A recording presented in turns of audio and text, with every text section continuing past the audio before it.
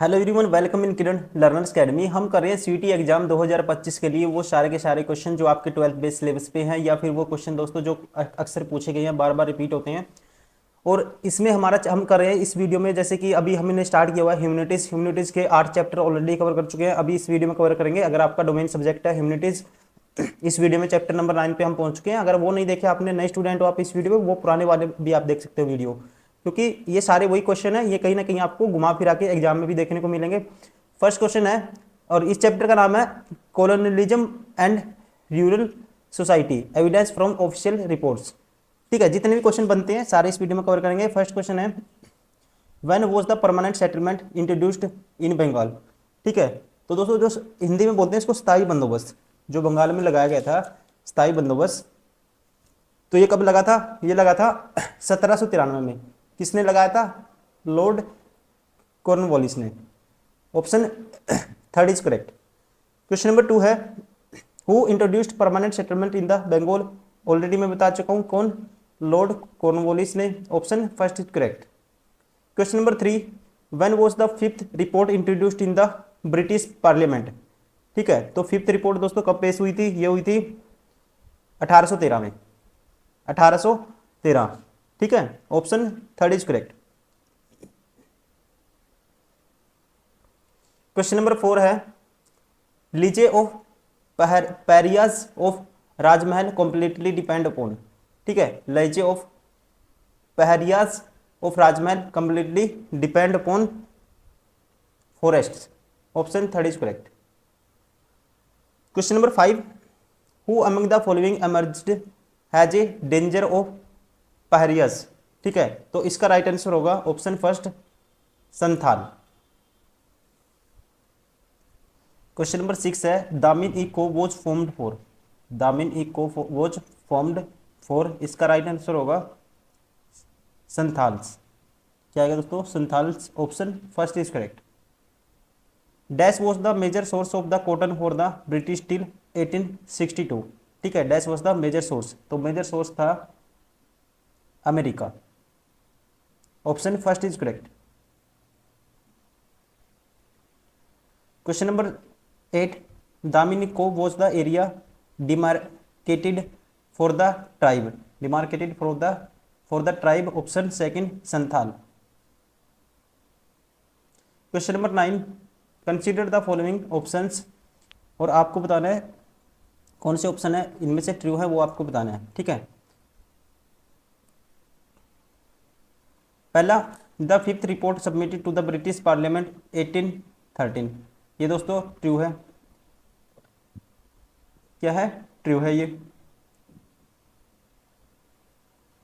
जोतेदार, ठीक है, जोतेदार्स वर quit powerful, ये भी ठीक है।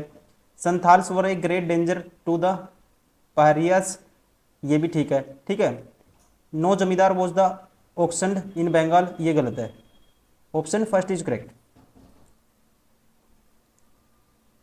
Question number 10, consider the following statement. Consider the following statement, और आपको बताना है दोस्तों कौन सी इनमें से करेक्ट है। ठीक है, कौन कौन सी करेक्ट है ये आपको बताना है। पहला, परमानेंट सेटलमेंट इंट्रोड्यूस्ड इन 1793 में स्थायी बंदोबस्त लगा था, जो किसने लगाया था? लॉर्ड कॉर्नवालिस ने, ये ठीक है। जोतेदार्स वर क्विट पावरफुल, ये भी ठीक है। All the zamindar paid their dues very easily, दोस्तों ये गलत है। The roads came to see the money lenders has the devious and the deceitful, ये भी ठीक है। ठीक है, 1, 2 and 4 is correct. Option 4 is correct. ठीक है, sorry third is correct. Consider the following events, event बताने हैं।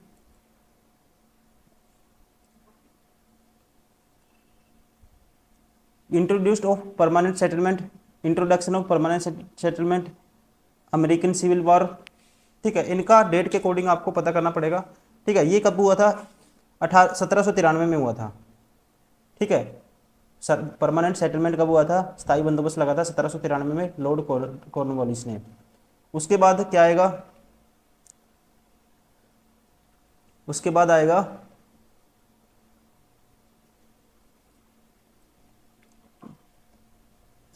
Santhals arrived in the hilly area of the Rajmahal. ठीक है, उसके बाद आएगा फोर्थ, मतलब कि पहला पहला फिर चौथा, और उसके बाद आएगा दोस्तों fifth report in the British parliament 1813। ठीक है, फिर उसके बाद आएगा अमेरिकन अमेरिकन सिविल वॉर। तो ये होगा हमारा ऑप्शन, ध्यान रखेंगे आप, option second is correct. Question number 12, who has discovered the sea route from the west coast of Africa to India. तो इनका नाम था, क्या था, Vasco da Gama, 1928, sorry 1528। Question number 13, consider the following statement regarding the early years of the East India Company establishment in India. ठीक है, और we statement are correct, आपको ये बताना है। पहला का the colonial rule was first established in Bengal, ये ठीक है दोस्तों। In the beginning the earliest attempt were made to record reorder rural society and the established a new regime of land rights and new revenue system, ये भी ठीक है। The permanent settlement had come to the operation 1793 में आया था, ये भी ठीक है। ठीक है, सारे की सारे करेक्ट हैं, option 4 is correct, all of these. Question number 14, after acquiring the royal charter the East India Company could, East India Company could venture across the ocean, buy goods at the cheap price at the sale at higher price, ये भी ठीक है। Could carry their business to European countries, ये भी ठीक है। All of above is correct, option 4 is correct. Question number 15, consider the following statement regarding after the establishment of British East India company at in Bengal. ठीक है, आपको बताना है कौन सी स्टेटमेंट इनमें से करेक्ट है। पहला, in 1797 there was a auction in Burdwan present day Bardhaman during which of the number of the mahals states कहते थे जिसको, held by the raja of Burdwan were being sold. ठीक है, ये दोस्तों ठीक है। The permanent settlement had come into operation in 1793। ठीक है, स्थायी बंदोबस्त 1793, लॉर्ड कॉर्नवालिस, ये ठीक है। उसके बाद the state of those who fail to pay were to be option to recover the revenue, ये भी ठीक है। ठीक है, option 4 is correct, all of the above. Question number 16, who was the ruler of England at the time when the East India company got permission to trade with India. तो उस time थे, ध्यान रखेंगे कौन, queen Elizabeth first, option 3 is correct. Question number 17, consider the following statement regarding the problem of the unpaid revenue, और आपको बताना है कौन सी स्टेटमेंट करेक्ट है। पहला, in introducing the permanent settlement British official hope to resolve the problem they had been facing since the conquest of Bengal, ये ठीक है दोस्तों। By the 1770 the rural economy Bengal was in crisis with the requirement recurrent famines and the declining agriculture output, ये भी ठीक है। ठीक है, तो क्या हो गया था, अकाल पड़ गया था एग्रीकल्चर के लिए, इन चीज़ों पे ये सारी चीज़ें हुई थी, ध्यान रखेंगे, सेकंड भी ठीक है। Third, option felt that the agriculture trade and the revenue resources of the state could all the developed and the encouraging investment in the agriculture, ये भी करेक्ट है। All of the above is correct, option 4 is correct. Question number 18, when was the East India company acquired A charter from the ruler of England. तो ये है कब कब मिला था दोस्तों इनको फरमान, ऑप्शन फर्स्ट 1600 में। ठीक है, कब मिला था, 1600 में परमिट मिल गया था इनको, ध्यान रखेंगे। Question number 19, who was the governor general of Bengal when the permanent settlement was introducing 1793। तो बंगाल का गवर्नर जनरल कौन था, ये थे the Charles Cornwallis. Question number 20, which of the following statement is incorrect, incorrect बतानी है आपको। Taluqdar literally means one who holds a taluq और a connection with came to refer to a terrestrial unit. ठीक है, raja literally king was a term that was option use to designate powerful zamindars, ये भी ठीक है दोस्तों। Riots in Bengal always cultivate the land directly but never leased it out to under riots, ये गलत है। ठीक है, तो ध्यान रखेंगे आप। ऑप्शन थर्ड क्या है, इनकरेक्ट है, बाकी करेक्ट है, ये भी करेक्ट है, ठीक है। In Francis Buchanan's survey of the Dinajpur district in north Bengal there is a vivid description of the class of the rich peasant known as the jotedar, ठीक है, जोतेदार। ऑप्शन फोर भी करेक्ट है। तो सारे करेक्ट है, थ्री इनकरेक्ट है, इसलिए ऑप्शन थर्ड इज करेक्ट, यही पूछा था। Question number 21, consider the following statement regarding the failure of the revenue of the payment of the by zamindar, ठीक है। तो आपको बताना है कौन सी स्टेटमेंट क्या है, स्टेटमेंट दी हुई है, कौन सी इनमें से करेक्ट है।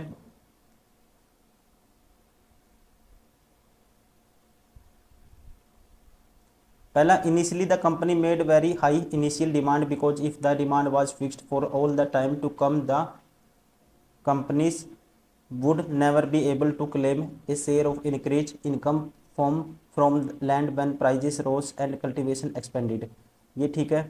The high demand was imposed in the 1790, a time when the prices of agriculture produce were depressed, making it difficult for the ryots to pay their dues to the जमींदार। दोस्तों ये भी ठीक है, ठीक है, उनको पे करना मुश्किल हो जाता था।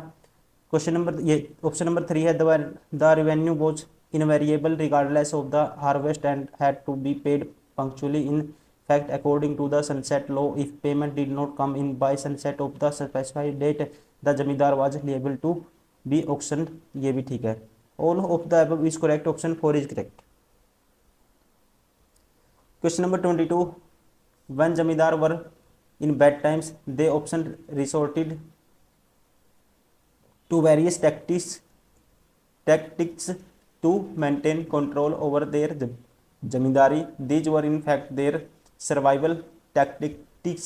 Which of the following are the important one? इनमें से कौन सा important आपको ये बताना है।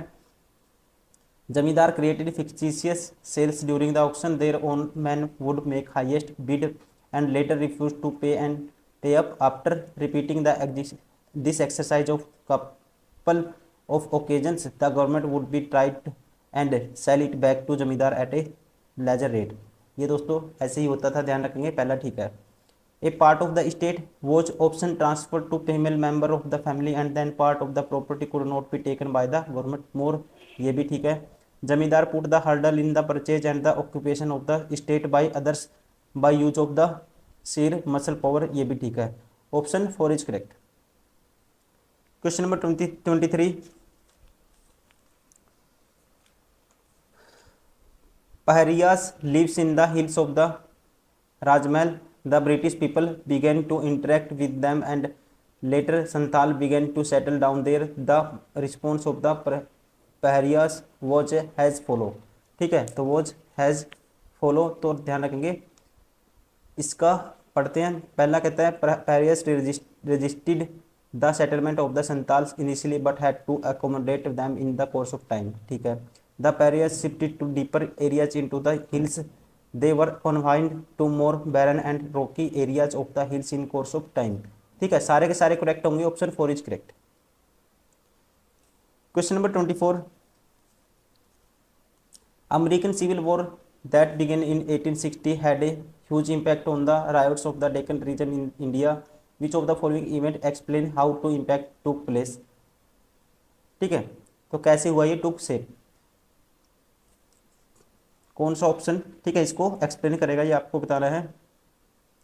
Britain was the country where large cotton mills were operational. These cotton mills depend on cotton imported from North America, ये ठीक है। When the USA was reeling under civil war, it was naturally very difficult to import cotton from there, ये भी ठीक है दोस्तों, ठीक है। इसके अंदर क्या हो गया था, टिपिकल हो गया था इनको इंपोर्ट करना यूएसए को। The cotton mills were forced to look for alternative suppliers of the cotton apart from US. India made a good option, ये भी ठीक है, तो ऑप्शन कौन सा होगा, थर्ड इज करेक्ट।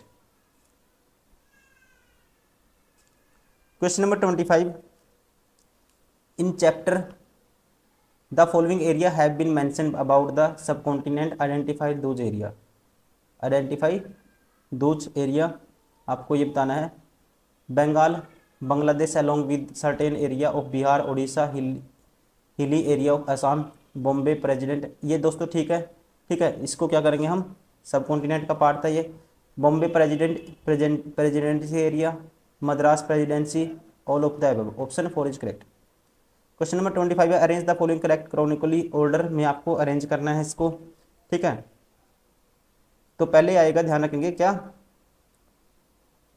ये है 4 ऑप्शन है। परमानेंट सेटलमेंट तो दोस्तों बंगाल में 1793 में हुआ था, ठीक है। तो इससे पहले क्या आएगा,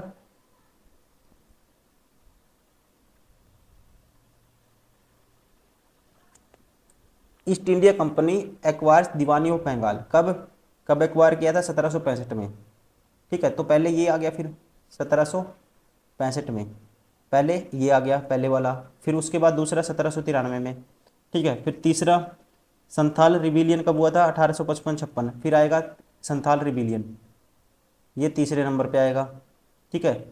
और फिर कौन सा आएगा, पहले कौन सा आया, पहले आया ये वाला, ठीक है। पहले मतलब कि पहले का पहला आना चाहिए, तो ये हो गया, ये नहीं है, ये नहीं है, ये नहीं है, ये भी बार हो गया ऑप्शन, ये हो गया पहला, ठीक है। फिर चौथा आएगा, पहले आया, फिर तीसरा आएगा संताल 1855-56, और फिर आएगा दूसरा, ठीक है। डेक्कन रिपोर्ट कब हुआ था, डेक्कन रिपोर्ट हुआ 1875 में, ठीक है। तो फिर ये आएगा, तो ध्यान रखेंगे option second is correct. Question number 27, the permanent settlement was introduced in Bengal 1793। The permanent settlement was made with the, ध्यान रखेंगे आप, इसका राइट आंसर होगा मेड विद द ये zamindar and talukdar both. Option 4 is correct. Question number 28, under the permanent settlement zamindar regularly fail to pay the revenue demand and unpaid balances accumulated, which of the following was not a reason responsible for it, ठीक है। कौन सा reason is not responsible for it, ये आपको बताना है। The initial demand for revenue were very high, ये ठीक है। On going depression in agriculture is that time, दो ठीक है। इम्पोजिशन ऑफ सनसेट लॉ, ठीक है। Increasing power of influence of the zamindar, ये है दोस्तों, ठीक है। Not a reason responsible for, option 4 is correct.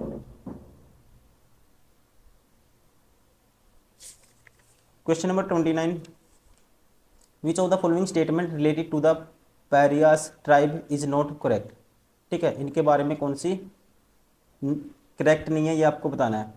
During the late 18th century they lived around the Rajmahal hills, ठीक है। They practised shifting cultivation with the help of hoes, ठीक है। They grew a variety of pulses and the millets for sale, ये गलत है दोस्तों, ठीक है। They collected silk cocoons and the resin for sale from the forest, ये भी ठीक है। ऑप्शन 3 इज करेक्ट, यही पूछा कौन सा ठीक नहीं है। क्वेश्चन नंबर 30 है, the Paharias tribe regularly raided the plains where settled agriculturists lived with which among the following was the reason for it, इसके रिगार्डिंग कौन सा रीजन है, ये आपको बताना है। पहला रीजन है for survival particularly in years of the scarcity, ये ठीक है। A way of asserting power over the settled communities, ये भी ठीक है। A means of the negotiation political relation with the outsider, ये भी ठीक है, ठीक है। सारे के सारे करेक्ट होंगे, option 4 is correct. Question number 31, which of the following statement relate to Santal is not correct, ठीक है। करेक्ट कौन सी नहीं है, ये आपको बताना है। Zamindar hired from the reclaim and land and expand cultivation, ये ठीक है। British officials invited them to settle in the Jangal Mahals, ठीक है, महल्स, ठीक है। Having failed to subdue the Paharias and the transform them into settled agriculturist the British turn to the Santals, ये भी ठीक है। Santal refuse to cut forest and resisted touching the plough, ये गलत है दोस्तों, ठीक है। Option 4 is correct. Question number 32 है, द संताल रिवोल्ट 1855-56 में हुआ था, वाज अगेंस्ट द, ठीक है। ये किसके अगेंस्ट था, ये था जमींदार, मनी लैंडर्स, कॉलोनियल स्टेट, सभी आएगा। Option 4 is correct. Question number 33, which of the following statement relate to the jotedars is not correct, कौन सी करेक्ट नहीं है, ये आपको बताना है। They controlled local trade as well as the money lending, ठीक है दोस्तों। Within the villages the power of the jotedar was more effective than the of that of the zamindar, ये भी ठीक है। They were located in the urban areas, ये भी ठीक है। They deliberately delayed payment of the revenue of the zamindar, ये गलत है। Option 4 is correct. Question number 34, which among the following statement relate to the East India company is are correct. Correct कौन सी है ईस्ट इंडिया कंपनी के regarding आपको बतानी है। Information about the company misrule and the maladministration, ठीक है, maladministration was hotly debated in Britain, ये ठीक है। The incident of the creed and the corruption of the company official were widely published in the press, ये भी ठीक है दोस्तों, ठीक है, प्रेस का यूज करते थे ये चीज़ें पब्लिश करने के लिए। The British parliament force the company to produce regular report on the administration of India, ये भी ठीक है। All of the above is correct, ठीक है, regarding East India Company. Question number 35, which among the following statement relate to the Ricardian theory. Ricardian theory are correct, कौन सा correct है इसके रिगार्डिंग, थ्योरी के रिगार्डिंग आपको बताना है। इकोनॉमिक सरप्लस ये गलत है, डिफरेंशियल सरप्लस, ठीक है, ये करेक्ट है दोस्तों, ध्यान रखेंगे। According to the Ricardian theory a landlord should have a claim only to the average rent that prevailed at a given time. When the land yielded more than this average rent, the landlord had a surplus that the state needed to tax. Option second is correct. Question number 36, due to which of the following factor India was seen as a country that could supply cotton to the Lancashire of if the American supply dried up, ठीक है। तो इसका जो factor है वो बताने आपको। पहला है सुटेबल सॉइल, ये भी ठीक है। एक climate favourable to cotton cultivation, ये भी ठीक है दोस्तों। चीप लेबर, ये भी था, ठीक है, सारे के सारे होंगे। Option 4 is correct. Question number 37 है, the British encouraged settled agriculture due to which of the following factors. Due to which of the following factors, पहला है enlarge the sources of the land revenue, ठीक है। Produce crop for export, ठीक है। Establish the basis of the settle ordered society, ये भी ठीक है। Option 4 is correct. Question number 38, by 1832 A large area of land was demarcated by the British as Damin i Koh for किस लिए था ये ध्यान रखेंगे। ऑप्शन फर्स्ट संथालस, ठीक है। By 1830 a large area of land was demarcated by British as a Damin Koh for Santhals, option first is correct. Question number 39, after the Santal revolt 1856 में हुआ था जो, उसके बाद the Santhal Pargana was created by the carving land from which of the following districts for, ठीक है, from which of the following district. तो इसका राइट आंसर आएगा, ध्यान रखेंगे आप, भागलपुर एंड बीरबम, ठीक है, Bhagalpur and Birbhum, option first is correct. Question number 40 last question है दोस्तों इस यूनिट का। The Deccan revolt of 1875 began at Supa a large village in, ठीक है। तो ध्यान रखेंगे ऑप्शन कौन सा आएगा, large village in Pune, currently Pune, ठीक है। Through the 19th century peasant in various part of India rose in revolt against the money lenders and cane dealers. One such revolt occurred in 1875 in Deccan. The movement began at the Supa at a large village in Pune. It was a market center where many shopkeepers and the money landers lived, ठीक है। बहुत सारे shopkeeper और money landers यहाँ पे क्या रहते थे, ध्यान रखेंगे। Option first is correct, Pune. तो दोस्तों ये हो गए सारे के सारे वो क्वेश्चन आपके। ये यूनिट नंबर थी 9, that is colonialism and rural society evidence from official reports. जितने भी क्वेश्चन थे इससे सारे के सारे हमने किए हैं। कुछ सताई बंदोबस्त के क्वेश्चन थे, रिवोल्ट से रिलेटेड क्वेश्चन थे, ठीक है, सारे हमने इस वीडियो में कवर किए हैं। और ये क्वेश्चन आने की बहुत ज़्यादा संभावना है और आते भी हैं बार बार, ठीक है। तो इनको please take it seriously and इनको प्रैक्टिस करिए बार बार, आपको यही क्वेश्चन एग्जाम में मिलेंगे ऐसे इसी टाइप के। Thank you, bye bye, take care.